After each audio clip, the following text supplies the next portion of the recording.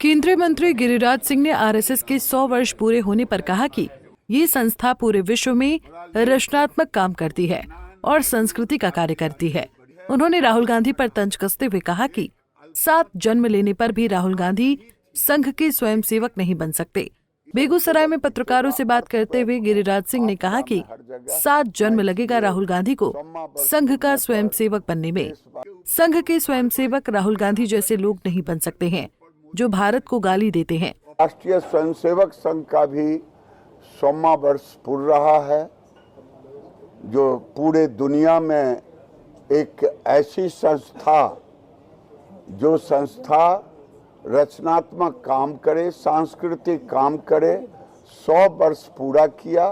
देश में जब भी आपदा विपदा आया तो संघ के स्वयंसेवक उसमें लगे रहे। ये राहुल गांधी जैसे लोगों को केवल सबको गाली देना आता है। 7 जन्म लगेगा संघ का स्वयंसेवक बनने के लिए, क्योंकि संघ का स्वयंसेवक राहुल गांधी जैसे लोग नहीं बन सकते जो भारत को गाली देते। भारत के मान सम्मान के लिए ही पूरे दुनिया में संघ का काम हो रहा है। और 71 में जब पाक और हिंदुस्तान भारत की लड़ाई हो रही थी तो पूरे सिविल पुलिस, कहीं बाढ़ हो कहीं सुखाड़ हो, वहाँ संघ का स्वयंसेवक दिखेगा। अर्थक्वेक हो, आपदा में, हर जगह।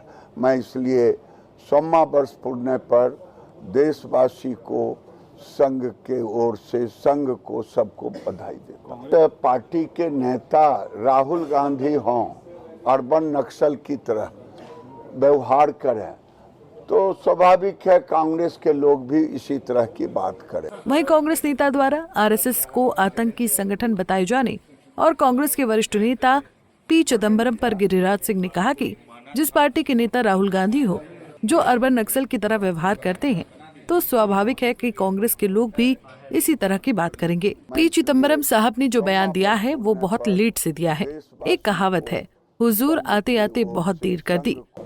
चिदम्बरम साहब ने जो वक्तव्य दिया है बड़ा लेट कर दी। वो गाना है न, हजूर आते आते बड़ी देर कर दी।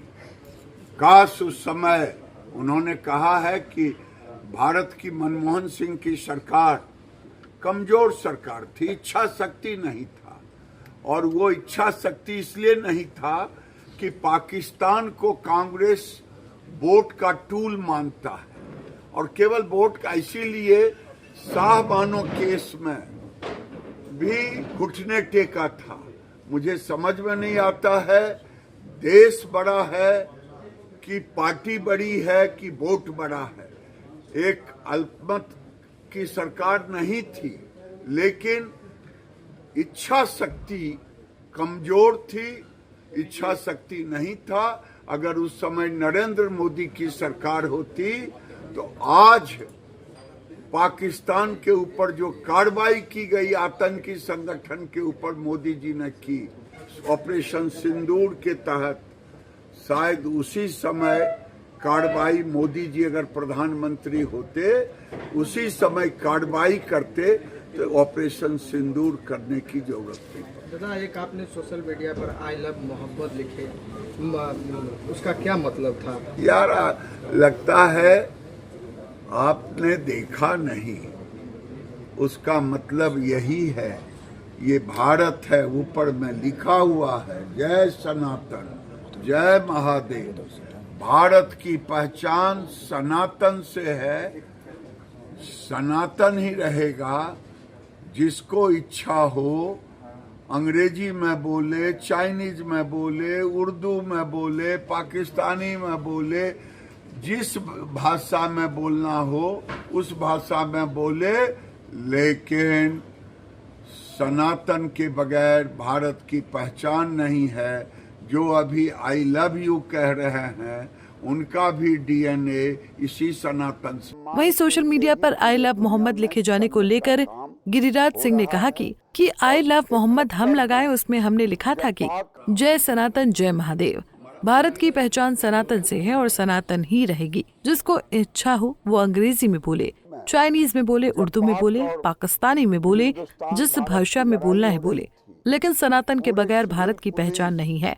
जो अभी आई लव मोहम्मद कह रहे हैं, उनका डीएनए भी इसी सनातन से जुड़ा हुआ है। बेगूसराय से संतोष प्रसाद की रिपोर्ट। हमसे जुड़े रहने के लिए हमारे YouTube चैनल को सब्सक्राइब करें और नई वीडियो की नोटिफिकेशन के लिए बेल आइकॉन को दबाएं। अगर आप ये वीडियो Facebook पर देख रहे हैं तो लाइक जरूर करें और ज्यादा से ज्यादा शेयर करें। धन्यवाद।